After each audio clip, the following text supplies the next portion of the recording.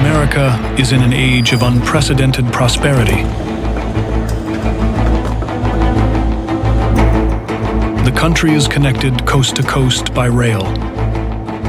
Kerosene lamps brighten the night.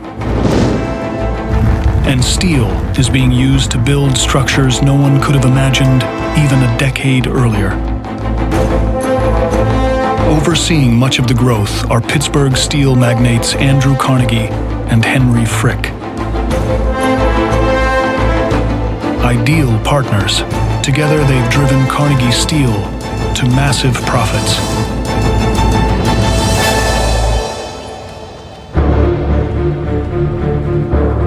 To celebrate, they've erected the South Fork Fishing and Hunting Club. Cheers. Cheers. A lakefront, members-only playground. But construction has weakened the dam surrounding the lake at South Fork, posing an imminent threat to the lives of tens of thousands of people in the valley below.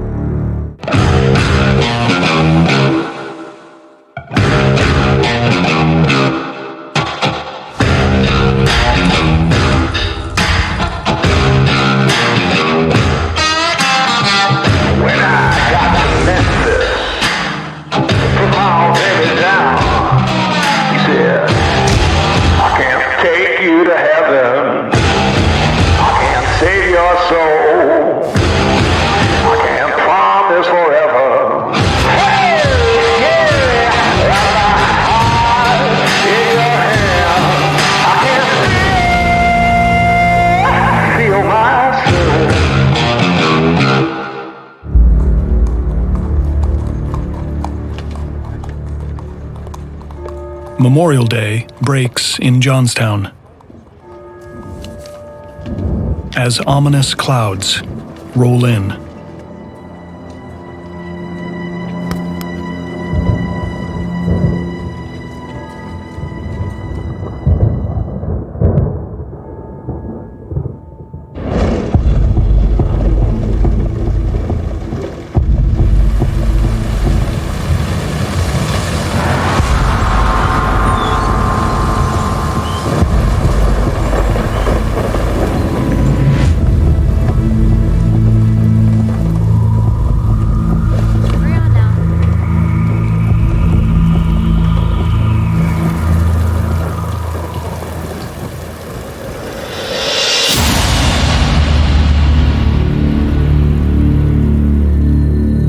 At South Fork, lake levels are rising.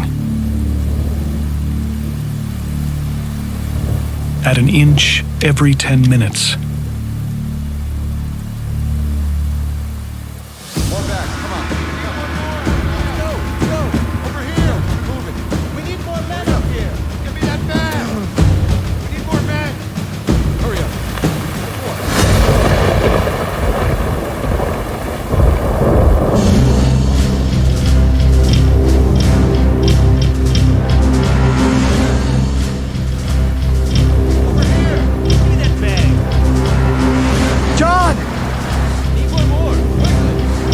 Get a telegram to Johnstown. Tell them to evacuate.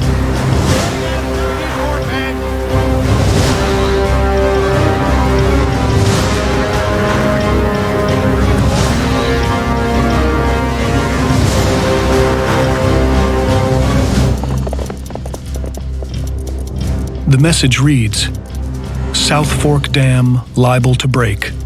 Notify the people to prepare for the worst. The Johnstown Telegraph Office has seen the same warning many times before. They ignore it.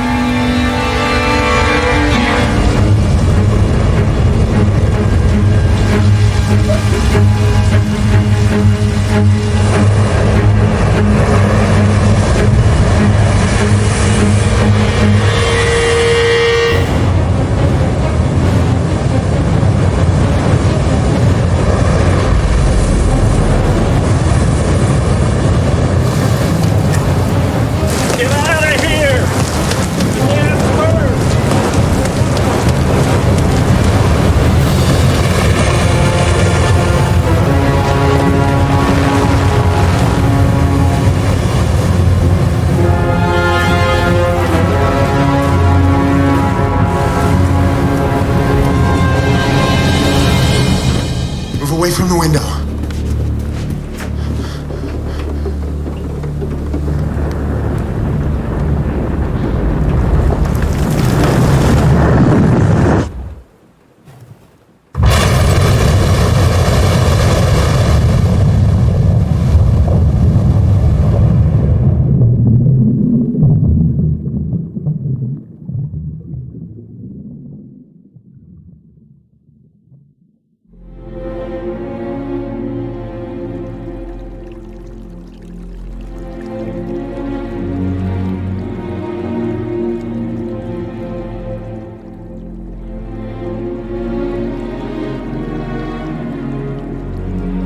When the water stops, more than 2,000 people lie dead.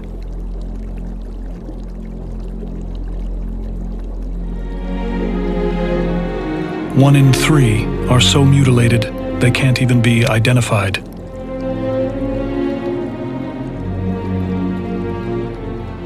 "1,600 homes are destroyed, and over 4 square miles of the town are completely leveled.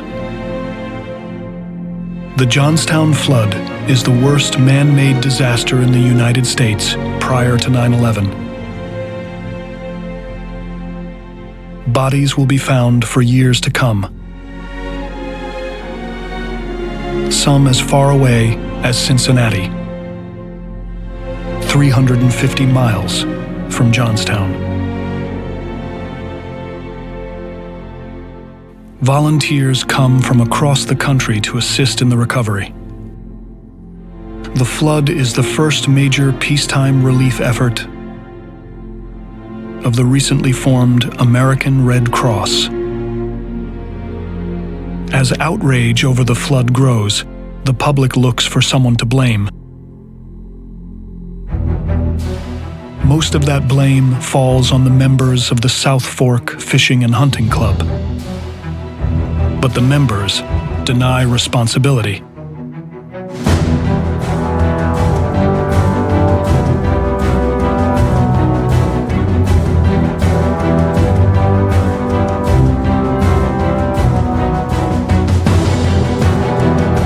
Lawsuits are filed, but they're ultimately unsuccessful.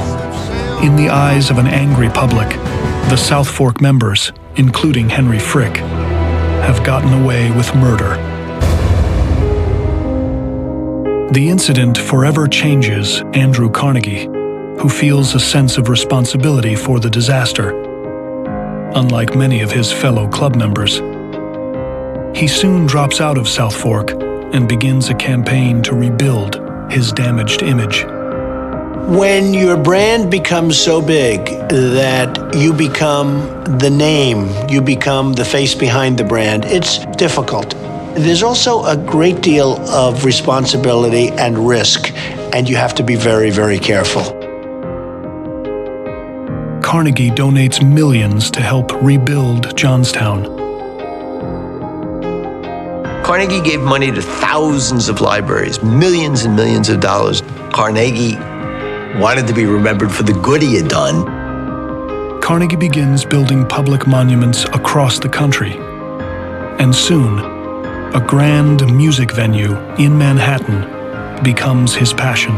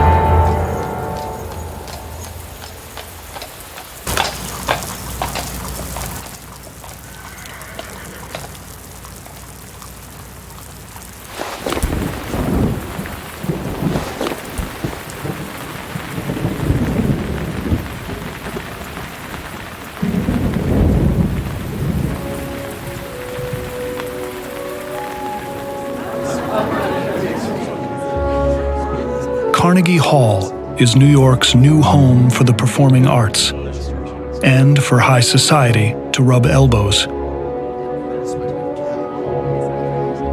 On opening night, Russian composer Peter Tchaikovsky is the featured performer.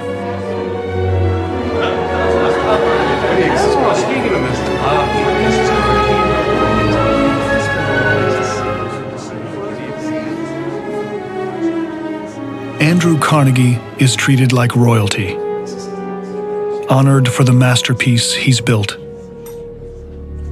But even in this setting, one man is a bigger presence. John D. Rockefeller is worth 3 times as much as Carnegie.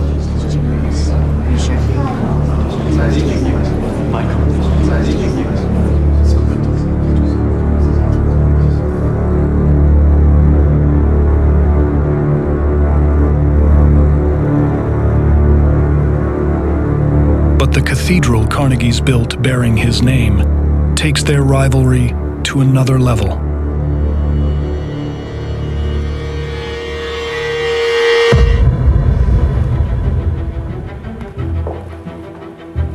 Oh, thank you, Alicia. The men will spend the next 10 years battling each other, sparring with Christmas gifts.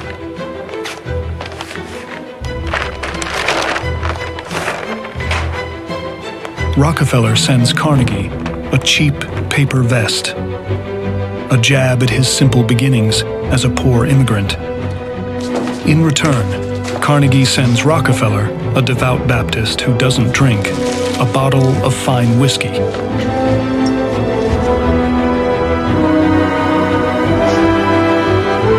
know, I've had my own little rivalries. I've had a rivalry with Donald Trump where I think it was back 2004.